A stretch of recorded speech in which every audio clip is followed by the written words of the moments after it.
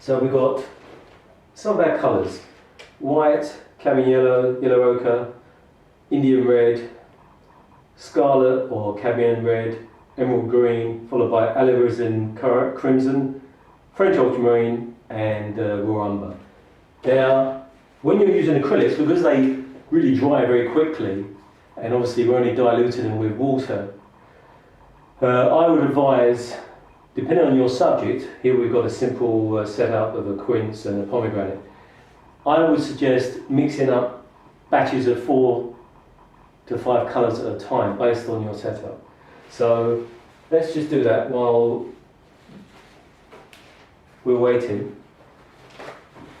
So again, use your palette knife. I'm going to take some white first,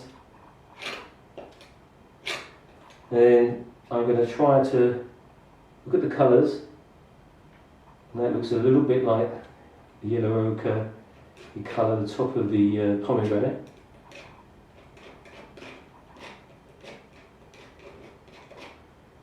And that's a little bit too bright, so I need to bring that down a bit. When I say bring it down, I mean kind of cool it down. It's a bit too warm, so I'm going to add a little bit of raw umber, which will take it back a bit, knock it back to a much cooler and slightly darker tone. Of course, also on the other part of the pomegranate, depends where the light hits it, obviously, there's different tones. So I'm going to have a little bit of cadmium yellow there to bring a bit of brightness, a bit of warmth to perhaps the top of it. But it's not just, one colour. Maybe I'll add a little bit of this emerald green to create a slight greenish, limey colour.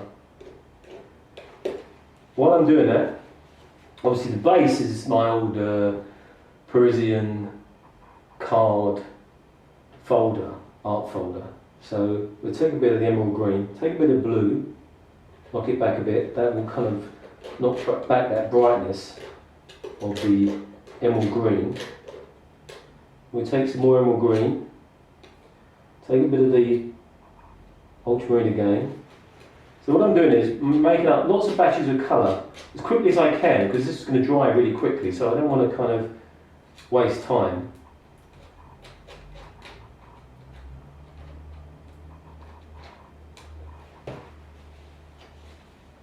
And then we've got the warmer section of the pomegranate. So I've taken a bit of yellow ochre with some of the alizarin crimson. That's the first little batch. Then I'll take a small part of that batch, and again I'm going to use a bit of raw umber to kind of really knock it back a bit, because some of it is very bright.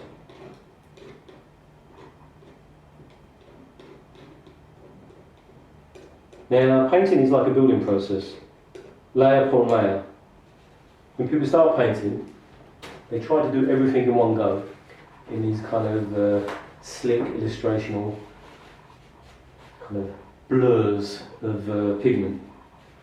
If you think of fat or lean, which is the old traditional way of painting, the meaning is thin layers, diluted layers to begin with, followed by subsequent thicker layers, which means less and less medium. It's the same principle for oil painting as well.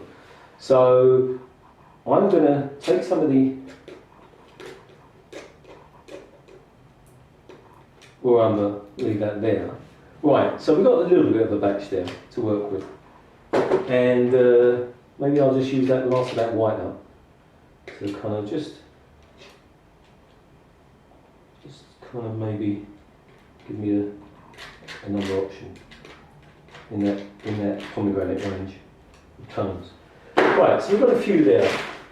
I'll put a bit more white on in case I need it quickly.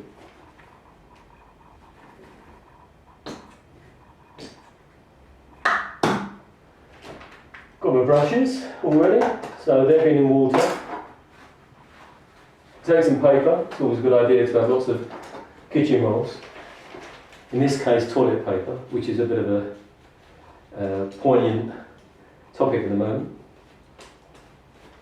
So depends on. I would generally use mostly flat brushes and the palette knife for mixing your colours with. Now you can either use and work straight on a white canvas, or this is a piece of stretched paper. You can also, once you stretch the paper, which is easy to find out online, instead of working directly on the white canvas or piece of paper, you can stain it. So you can quickly kind of stain it a blue colour, or a yellow ochre, or Rembrandt used to use like a kind of Indian red colour. So you can do that, and then once that's dry, you work directly on that. And of course, when you put colours on that, they become even more luminous because of the blue background. I mean, Degas used to use, like, again, similar to Rembrandt, generally a red, kind of reddish, Indian red, Venetian red kind of ground to work on.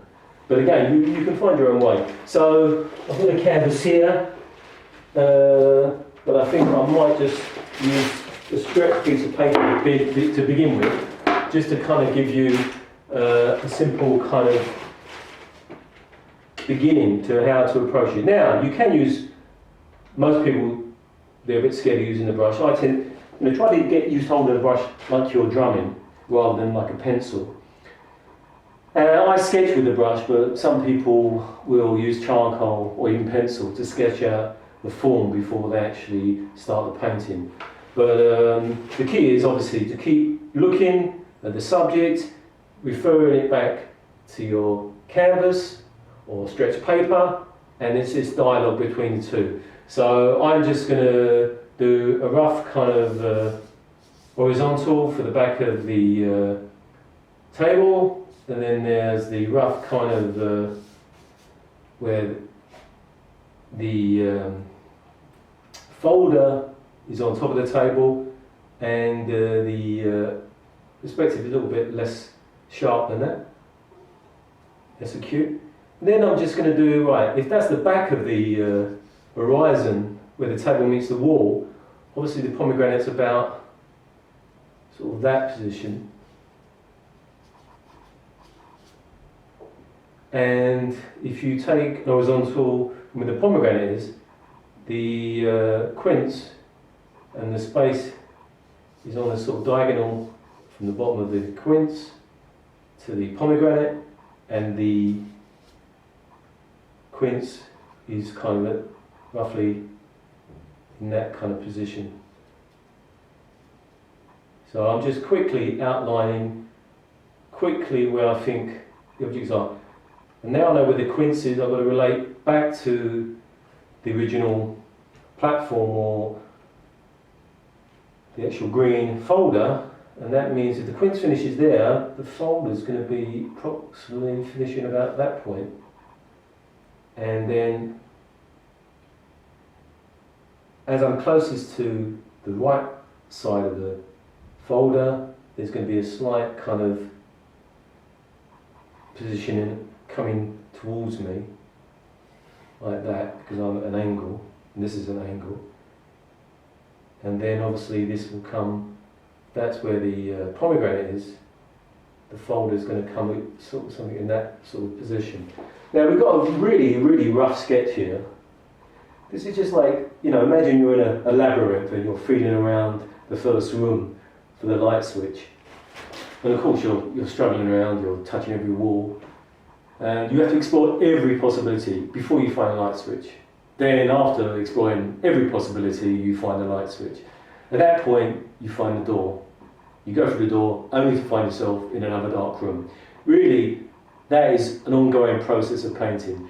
You go from one dark room to another dark room, and that's the journey. And the more rooms you explore, the better your painting will be, and you'll actually develop your understanding and visual sensibility. So now we've got a rough sketch, right?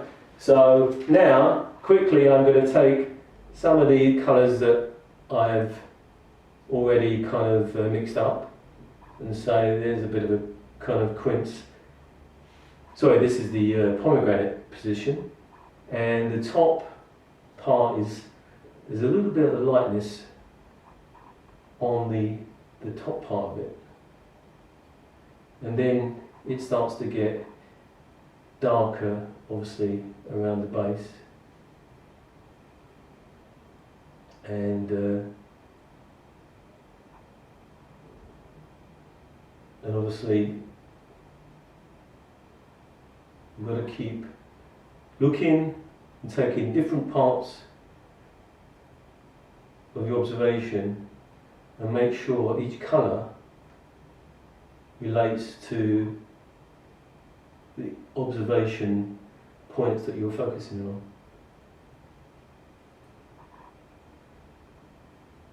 And again, what we're doing is we're in that first dark room.